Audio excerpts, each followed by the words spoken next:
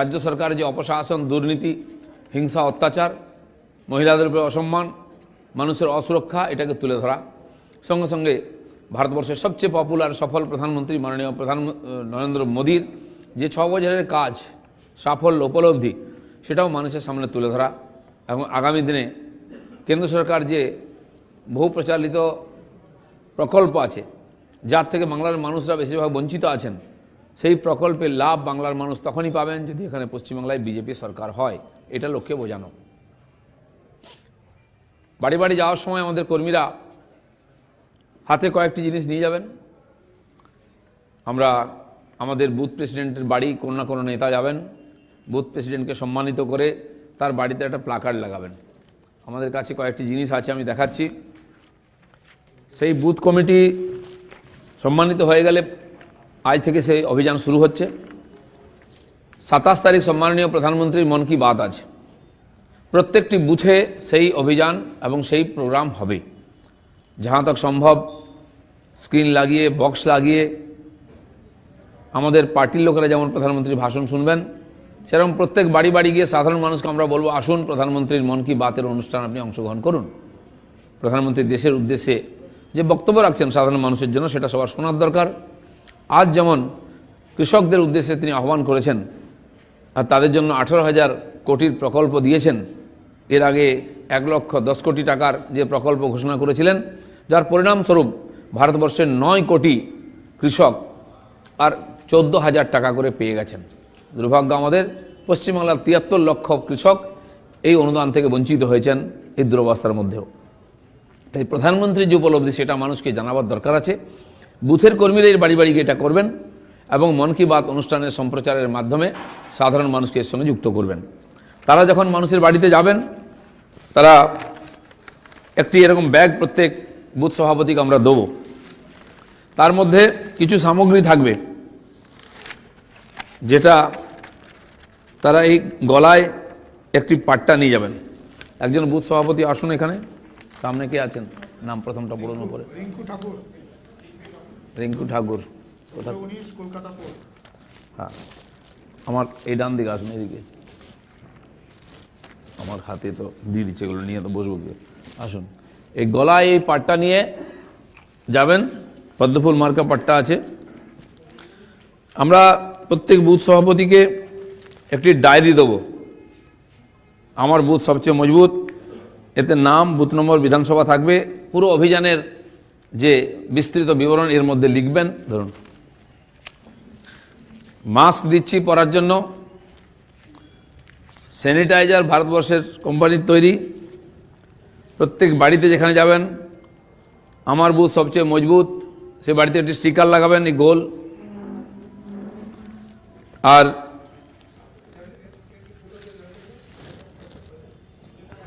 Booth সভাপতির বাড়িতে আমরা এই নেম প্লেট লাগিয়ে দেবো। বুথ সভাপতি ভারতীয় জনতা পার্টি, বুথ সভাপতির নাম মাঝখানে লেখা হবে, বুথ নম্বর, বিধানসভা এর মধ্যে উল্লেখ আছে। এটি প্রত্যেক বুথ সভাপতির বাড়িতে আমরা লাগাবো। এবং ধরুন, একটি পার্টির পতাকাও তাকে আমরা দেবো। এটি তিনি তার বাড়িতে উত্তোলন করবেন। এই পতাকা, পার্টির পতাকা সমস্ত বুথ সভাপতির বাড়িতে উত্তোলন হবে। বাকি কর্মীরাও জোগাড় করে নিজের বাড়িতে পতাকা লাগাবেন। ধরুন, এছাড়া কয়েকটি লিফলেট থাকবে তাদের হাতে। এখানে যেমন অলরেডি মেম্বারশিপ, এই ভোটার লিস্ট সংশোধন হয়ে গেল, তাতে নূতন নাম জোড়ার জন্য যে ফর্ম, সেটাও আছে। নাম ট্রান্সফার করার জন্য ফর্ম, সেটাও আছে। এছাড়া মাননীয় প্রধানমন্ত্রীর যে চিঠি, সেটা যেখানে পৌঁছানি আছে। আরেকটি পমফ্লেট আছে, আমার বুথ সবচেয়ে মজবুত, এই অভিযানের উদ্দেশ্য কি তাতে লেখা আছে। এবং আমাদের বুথ সভাপতিকে গাইডলাইন হিসাবে একটি পত্রক দিচ্ছি। বুথে করণীয় 23টি কাজের যে বিবরণ আছে, সেটা আমরা তাদেরকে দিয়ে দিচ্ছি। তারা কি করবেন, বুথ সভাপতির কাজ কি, সেটিও এর মধ্যে আছে। এরকম একটা লিফলেটে একটা বান্ডিল দিচ্ছি আমরা। করণীয় কাজ থেকে আরম্ভ করে লোকের সঙ্গে সম্পর্ক করার উদ্দেশ্য কী আছে, সেটা তারা বলবেন। এই সব কার্যক্রম এগুলো আমরা ওনাদেরকে দেবো। আর এই অভিযানের সময় এই জিনিসগুলো আমাদের কাজে লাগবে। আর নয় অন্যায়, যেমন আমরা অভিযান করেছিলাম, এর জন্য একটি উদ্বোধনী সঙ্গীতও নিশ্চিত করা হয়েছে, সেটা আপনাদেরকে এখানে শোনানো হবে। এবং ৭৮,০০০ বুথে এই কয়েকদিনের মধ্যে আমাদের কর্মীরা পৌঁছবেন। এর আগে গত সপ্তাহে আমরা ঠিক করেছিলাম যে ১৪,০০০ শক্তি কেন্দ্র আছে আমাদের, ৪, ৫, ৬ বুথ নিয়ে একটি শক্তি কেন্দ্র, মোটামুটি পঞ্চায়েত সমিতির যে এলাকা হয় সেটা, বা শহরেতে ওয়ার্ড, কলকাতার মতো বড় ওয়ার্ডে ভাগ করে ৫-৬টা বুথ, এই নিয়ে শক্তি কেন্দ্র। প্রত্যেকটি শক্তি কেন্দ্রে জনসভা, পথসভা করার আমরা কার্যক্রম দিয়েছিলাম। তো এক এক দিনে ১২০০-১৪০০ পর্যন্ত পথসভা আমাদের কর্মীরা করেছেন। এক এক জেলাতে ২০০-৩০০ পর্যন্ত তারা করেছেন। খালি শক্তি কেন্দ্র নয়, শক্তি কেন্দ্রে একাধিক সভাও করেছেন, সেখানে এই সমস্ত বিষয় তুলে ধরেছেন। এই যে জনজাগরণের কার্যক্রম, জনসম্পর্কের কার্যক্রম দেশব্যাপী যেমন চলছে, আমাদের প্রদেশব্যাপী চলছে। যেহেতু আমাদের নির্বাচন আছে, সেই জন্য বিশেষ বিশেষ অভিযান আর বিশেষ বিশেষ যে প্রকল্প কেন্দ্র করেছে তার প্রচারের দরকার আছে। বিশেষ করে প্রধানমন্ত্রী সাধারণ মানুষের জীবনযাপনের জন্য তাদের মাথার উপরে পাকা ছাদ করে দিচ্ছেন, যার বাড়িতে এখনও পাক্কা বাড়ি হয়নি পাক্কা শৌচালয় করে দিচ্ছেন। গরিব মানুষের খাওয়ার জন্য বাড়িতে চাল, যে 2 টাকা কিলো চাল এখানে পাচ্ছি আমরা, সেটা প্রধানমন্ত্রী 30 টাকা দিয়ে আমাদের বাড়ি পৌঁছে দিচ্ছেন। আমফান সময় এবং করোনা মহামারীর সময় ফ্রিতে রেশন বাড়ি বাড়িতে দিয়েছেন। আগেই মায়েদেরকে ফ্রিতে গ্যাসের কানেকশান দিয়েছেন। মহামারীর সময় 3টে সিলিন্ডার ফ্রি দিয়েছেন এবং বাজার হাট করার জন্য 500 টাকা মাসে দিয়েছেন। এই অনুদান আমাদের দেশের গরিব চাষিরা দুরবস্থার মধ্যে আছেন, বহু মানুষ আত্মহত্যা করেছেন, তাই তাদের আর্থিক স্থিতিকে পাল্টাবার জন্য প্রতি বছর ৬,০০০ টাকা করে বিশেষ অনুদান দেওয়া হচ্ছে। মহামারীর জন্য আরও 2,000, 14,000 টাকা করে দেশের কৃষকরা পেয়ে গেছেন। গরিব মানুষের চিকিৎসা সুবিধার জন্য প্রতি পরিবারকে 5 লাখ টাকা বছরে দেওয়া হচ্ছে। প্রায় 1.5 কোটি পরিবার এই সুবিধা পেয়ে গেছেন, কিন্তু পশ্চিমবঙ্গে একজনও পাননি, কারণ এখানকার সরকার এতে অংশগ্রহণ করেনি। এ সমস্ত বিষয় সাধারণ মানুষের জন্য কেন্দ্র সরকার যে কাজ করছে তাদের কাছে পৌঁছে দেওয়ার জন্য বিশেষভাবে আমরা চেষ্টা করছি, আর এই অভিযানের মধ্যে সেটাও থাকবে। এই কয়েকটি বিষয় বলার ছিল। আগে গান শুনিয়ে দেবেন? আগে হ্যাঁ চলুন, যে গানটি আজকে উদ্বোধন হচ্ছে এই অভিযানের জন্য, সেটা আপনাদের সামনে রাখা হচ্ছে, চালিয়ে দিন। তারপরে আপনাদের প্রশ্নের উত্তর আমি দেবো।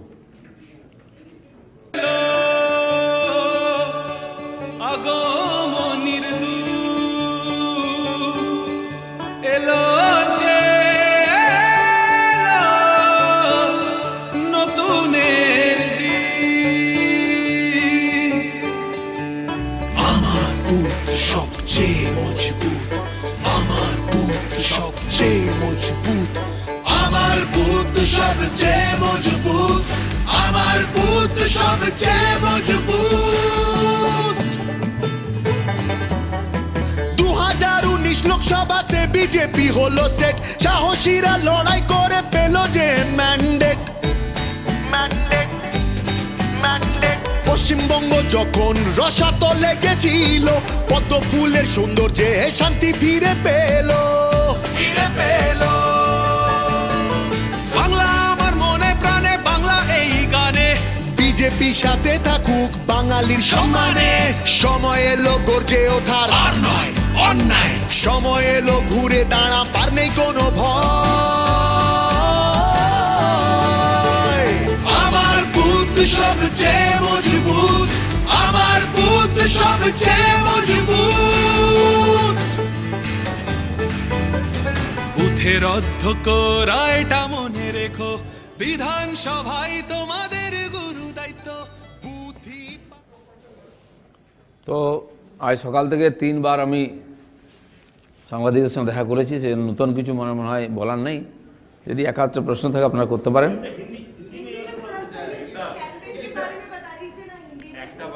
एक मिनट हिंदी। देखिए, आज एक विशेष अभियान बंगाल भाजपा की तरफ से हम शुरुआत कर रहे हैं, अभियान का नाम है मेरा बूथ सबसे मजबूत, बांग्ला में आमार बूथ सबसे मजबूत। जिस बूथ संगठन के आधार पर भाजपा पूरा देश में तथा दुनिया में सबसे बड़ी पार्टी के रूप में उभरी है, एक से एक राज्य में हमने सरकार बनाया है और लगातार 2 बार हम केंद्र में सरकार बनाए हैं। पिछले बार से ज़्यादा सीट और ज़्यादा वोट प्राप्त किया हम लोगों ने। उसी का आधार पर बंगाल में अगले चुनाव को देखते हुए हर बूथ तक संगठन को विस्तार करने के लिए और सशक्तिकरण करने के लिए मेरा बूथ सबसे मजबूत का अभियान शुरू हो रहा है। इसके लिए एक गाना भी हमने प्रस्तुत किया है और इसका नेतृत्व करने वाले हमारे बूथ के अध्यक्ष, उनको इस अभियान में जाके पहले हम सम्मानित करेंगे, उनके घर में उनका नेम प्लेट लगाएंगे, एक झंडा दिया जाएगा जो अपने घर में उत्तोलन करेंगे, उनको मास्क सैनिटाइजर के साथ साथ एक स्टिकर दिया जाएगा जिस घर में वो जाएंगे उसमें लगाएंगे। वोटर लिस्ट में जिन लोगों का नाम नहीं है, नाम उल्लेख करने के लिए और रजिस्ट्री करने के लिए वोटर लिस्ट में एक फॉर्म दिया जाएगा। जिनको नाम स्थानांतरण करना है, एड्रेस चेंज करके यहाँ लाना है, उनको भी एक दूसरा उसका फॉर्म दिया जाएगा। इस प्रकार से एक पट्टा दिया जाएगा भाजपा का कमल छाप के साथ, एक झोला के साथ, इस सब दिया जाएगा साथ साथ। और हमारा बूथ सबसे मजबूत, इसका ऊपर एक करपत्र पम्फलेट बना है, वो भी दिया जाएगा। साथ साथ बूथ को सशक्तिकरण करने के लिए 23 काम का हमने निश्चित किया है, उसका एक पत्रक गाइडलाइन के तौर पर बूथ अध्यक्ष को दिया जाएगा। ये अभियान और कल से शुरू हो गया, आज घोषणा हो रहा है, कल से शुरू हो जाएगा और 78,000 बूथ बंगाल में जो है वहाँ तक हमारे कार्यकर्ता पहुँचेंगे। थोड़े कुछ बूथ बाकी बचा हुआ है जहाँ कम्युनिटी नहीं है, लेकिन कोई ना कोई कार्यकर्ता वहाँ है जिन्होंने अभियान वहाँ तक पहुँचा देंगे। और बंगाल में भी जो पार्टी का विस्तार हुआ है, 2,30,00,000 वोट हमको लोकसभा में मिला है, इसके पीछे भी हमारे बूथ कार्यकर्ताओं का बलिदान और तपस्या है। बंगाल में लगभग 132 कार्यकर्ताओं की हत्या हुई है, जिसमें बूथ के कार्यकर्ता, बूथ के अध्यक्ष की संख्या सबसे ज़्यादा है। इसलिए इस बलिदान और इस परिश्रम, इसका नतीजा है कि भाजपा आज बंगाल देश तथा बंगाल में भी सबसे बड़ी पार्टी बन चुकी है। इसलिए मैं आज की इस पवित्र दिन में हमारे माननीय प्रधानमंत्री भारत रत्न श्री अटल बिहारी वाजपेयी का पवित्र जन्मतिथि है। आज पंडित मालवीय जी का जन्मतिथि है, गीता जयंती है, एकादशी की तिथि है और इस पवित्र तिथि में और ईसा मसीह का भी जन्मतिथि है। बहुत पवित्र दिन है और इस दिन में हम इस अभियान का शुरुआत कर रहे हैं और हमारे जो बूथ के कार्यकर्ता, बूथ के अध्यक्ष हैं, उनको भी हम अभिनंदन कर रहे हैं। इस अभियान के तहत पर भारतीय जनता पार्टी राज्य के कोने कोने में पहुंच करके माननीय प्रधानमंत्री जी का पिछले 6 साल की जो उपलब्धि है वो जन जन तक पहुंचाएंगे। साथ साथ बंगाल में जिस प्रकार से एक अव्यवस्था चल रही है, कानून व्यवस्था नहीं है, भ्रष्टाचार चरम पर है, तानाशाह सरकार चल रही है, ये बात कभी लोगों तक पहुंचाकर लोगों की हिम्मत बढ़ा करके अगले चुनाव में राजनीतिक परिवर्तन के लिए वातावरण तैयार करेंगे। इस अभियान का आज हम यहाँ शुरू कर रहे हैं। कितने दिनों तक चलेगा? और आज सौगत राय ने कहा है कि आपके बूथ में एजेंट ही नहीं है, आप लोगों के जो लीडर है वो उनकी सहायता से चुनाव जीतते हैं, कैसे बूथ? देखिए, अगले 26, 27, 28 तक ये अभियान चलेगा। इसके अंदर 78,000 बूथ तक हम पहुंचेंगे। सौगत राय की चिंता नहीं है, 50,000 में वो जीते हैं। अगले बार उनके क्षेत्र में जो 7 विधानसभा है, 7 के साथ भारतीय जनता पार्टी जीतेगी।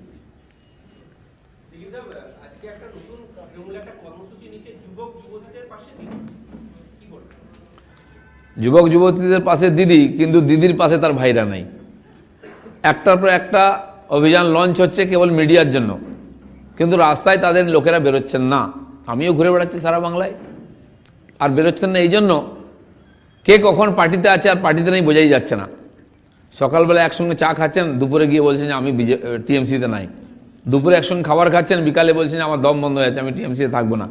এই পরিস্থিতির মধ্যে এবং যেভাবে দুর্নীতি এবং হিংসা চলছে, যেভাবে কাটমানি রাজত্ব চলছে, সরকারি চাকরি দিতে টিচারদের চাকরি দিতে যেভাবে টাকা কালেকশন করা হয়েছে, আজকে সেই টাকা লোকে হিসাব চাইছে, ফেরত চাইছে, তাই নেতারা রাস্তায় বেরোচ্ছেন না। সেজন্য কেবল অভিযান ঘোষণা করার জন্য এর ব্যবহারিক প্রয়োগ কোথাও হচ্ছে না। আর যেটুকু হচ্ছে কেবল ডাটা কালেকশনের জন্য দুয়ারে দুয়ারে সরকারের নাম দিয়ে লোককে ডেকে তাদের কাছ থেকে ফোন নম্বর ডাটা নেওয়া হচ্ছে, যেটা নির্বাচনী প্রচারে কাজে লাগে।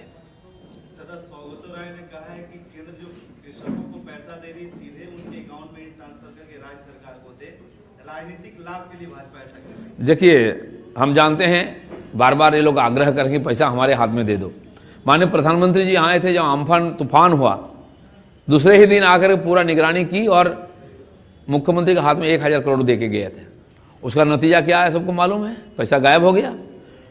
जिनकी बेचारे के घर टूट गया तो उनको नहीं मिला है, बाद में पता चला टीएमसी के कार्यकर्ताओं का अकाउंट में पैसा चला गया है। इस रेपुटेशन के कारण ममता बनर्जी को कोई विश्वास नहीं करता, ना तो हाथ में को पैसा देता है। पूरा देश में हर प्रदेश में अगर और केंद्र सरकार अकाउंट में भेजती है किसानों को, तो बंगाल में क्यों प्रॉब्लम है? क्योंकि यहाँ की जो काटमानी राज चलती है ना, हर सरकारी जो योजना चलती है उसमें काटमानी मिलता है। स्कूल कॉलेज से लेकर नौकरी में भर्ती में भी काटमानी चलती है। इसीलिए इस सरकार का हाथ में नहीं जाएगा। सुप्रीम कोर्ट ने भी चीफ मिनिस्टर को पूछा है, आप किसानों को क्यों वंचित कर रहे हैं, उनका हक कब देंगे? उनके पास उत्तर नहीं है। उल्टा वो माननीय केंद्रीय गृह मंत्री से प्रश्न पूछते हैं, चिट्ठी लिखे कि 8,500 करोड़ रुपया हमारा हक बनता है, 2 साल का आप दे दीजिए, हम किसानों को दे देंगे। लेकिन किसान लोगों का भी मुख्यमंत्री पर भरोसा नहीं है कि उनके हाथ पर पैसा आएगा तो किसान को मिलेगा। इसीलिए बार बार वो आग्रह करने का बाद भी केंद्र सरकार नहीं दिया है। जब भाजपा की सरकार यहाँ आएगी, किसानों का हक सुरक्षित रहेगा। अब पिछले जो लोकसभा चुनाव के नतीजे थे उसमें हमने देखा कि भाजपा ने नॉर्थ बंगाल और जो पश्चिमांचल है वहां पर अपना स्ट्रॉन्ग होल्ड बनाया है, लेकिन अभी भी साउथ बंगाल में स्ट्रॉन्ग नहीं है बीजेपी। साउथ बंगाल के लिए क्या अलग कोई रणनीति ले रहा है बीजेपी? देखिए, हमने 18 सीट जीती है, नॉर्थ बंगाल में 7 है और साउथ में 11 है, और 2-3 सीट थोड़ी थोड़े वोट से हम हार गए हैं। इसलिए ऐसा नहीं है कि ये बात सही है कि नॉर्थ बंगाल में हमारा सांगठनिक जो मजबूती पहले से ही ज़्यादा है। पिछले चुनाव में 2014 में नॉर्थ बंगाल में हमको 19% वोट मिला था और साउथ में 12-13%। लेकिन आज पंचायत चुनाव में जो हिंसा हुई है, लोगों ने अपना मताधिकार नहीं कर पाए हैं, उसका परिणाम हुआ साउथ में भी लोगों ने भरपूर प्रयास किया और 6-6 लाख तक एक लोकसभा में वोट हमको मिला है। थोड़े वोट में हम हार गए जरूर, लेकिन वोट का परसेंटेज बहुत बढ़ा है और 11 सीट इसलिए हम जीते हैं साउथ में। और जो कमियां हैं उसको पूरा करने के लिए इस प्रकार अभियान हमने शुरू किया है, मेरा बूथ सबसे मजबूत। और इसके आधार पर पार्टी का जो जड़ वो मजबूत हो रही है, विस्तार भी हो रही है। इसका नतीजा हमको मिलेगा विधानसभा चुनाव में।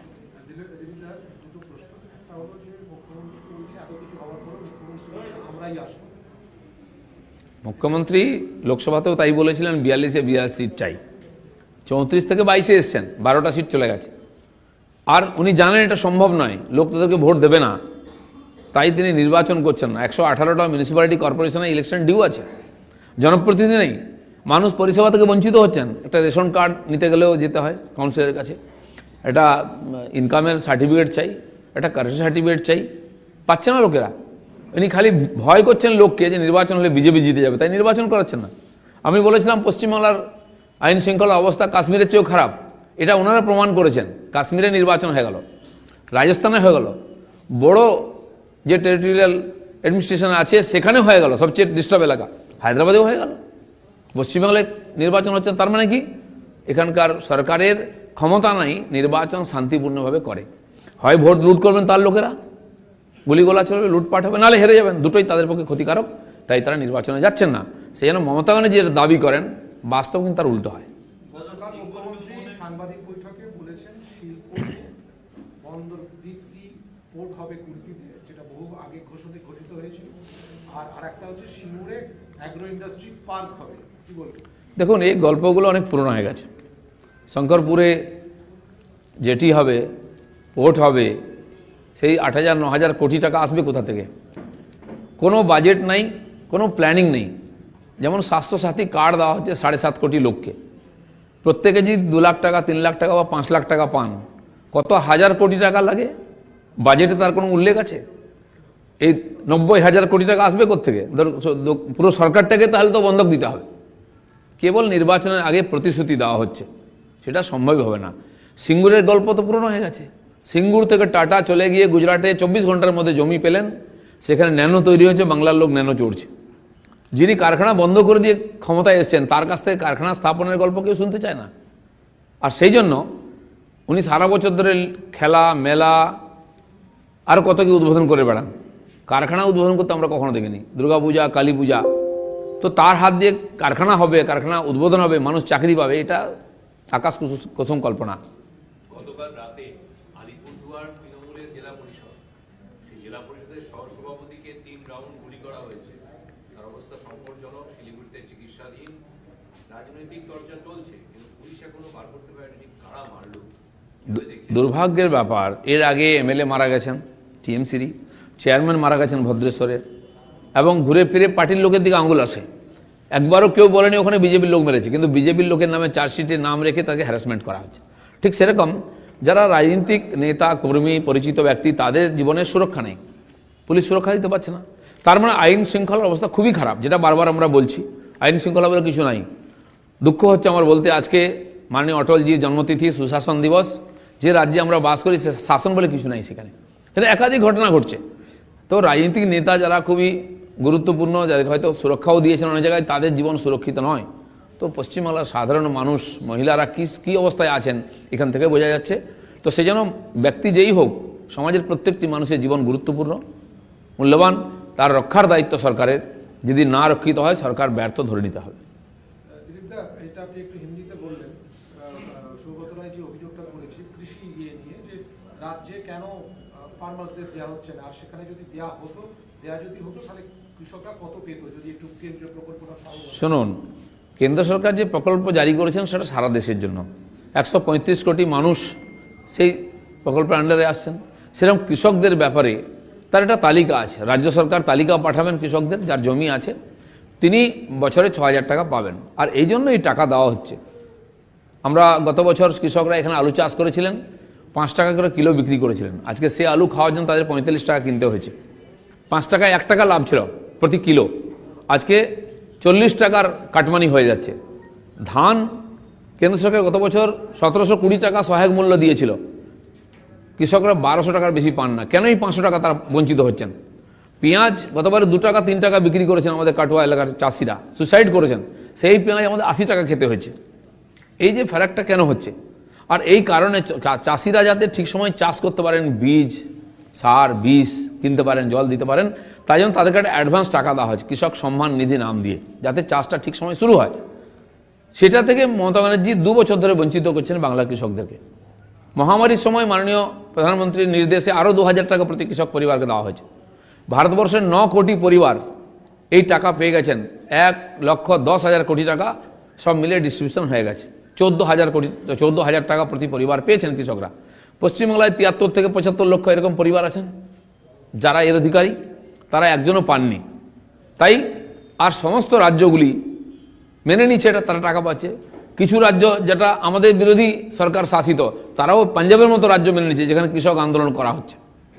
তারা বুঝে গেছে যে কৃষকদের বঞ্চিত করা ঠিক হবে না। কিন্তু পশ্চিমবাংলার এই যে 75 লক্ষ পরিবার একজনও পায়নি, এদের জন্য কেন আলাদা আইন হবে? সেই জন্য আমরা বলছি যে আপনি যদি টিকিট দিতে চান আরও 5,000 টাকা আপনি দিন, কিন্তু কেন্দ্র সরকারের 6,000 টাকা থেকে কেন বঞ্চিত করছেন, আজকে এই প্রশ্নের উত্তর দিতে হবে। তাই তারা কৃষক আন্দোলনে বাংলায় করছেন না, দিল্লি থেকে ছবি তুলছেন। আমি মমতা ব্যানার্জিকে, তার নেতাদেরকে চ্যালেঞ্জ করছি, হিম্মত থাকলে 10,000 কৃষকের কলকাতায় একটা র্যালি করে দেখান, আমরা 50,000 কৃষকের র্যালি করে দেখাবো। পশ্চিমবাংলায় প্রায় 25 লক্ষ কৃষককে নিয়ে আমরা বিধানসভা স্তরে র্যালি করেছি। কৃষকরা মোদির সঙ্গে আছেন, তারা খুব খুশি আছেন। প্রায় 140 বছর পরে এই কৃষি আইন সংশোধন হয়েছে কেবল কৃষকদের স্বার্থে, কিন্তু দালালরা তাদেরকে হক পেতে দিচ্ছে না বলে আন্দোলন করছেন। আর যারা কৃষকদের স্বার্থের বিরোধী আছেন তারা তাদের সঙ্গে ছবি তুলছেন। ব্যাংকের অ্যাকাউন্ট পদ্ধতিগতভাবে রাজ্য সরকার সেই কৃষকদের নাম অ্যাকাউন্ট পাঠাবে, কেন্দ্র সরকার সেখানে টাকা পাঠিয়ে দেবেন। সব রাজ্যে তাই হচ্ছে। 9 কোটি লোক পেয়ে গেছেন। পশ্চিমবাংলার লোককে বঞ্চিত করা হচ্ছে কেন? কারণ এখানে যে কাটমানি চলছে, এতে পশ্চিমবাংলার টিএমসি এবং তার নেতারা কাটমানি খেতে পারবেন না, তাই এটাকে বিরোধিতা করছেন। এটা সম্পূর্ণভাবে কৃষক বিরোধী স্টেপ। ঠিক আছে, ধন্যবাদ।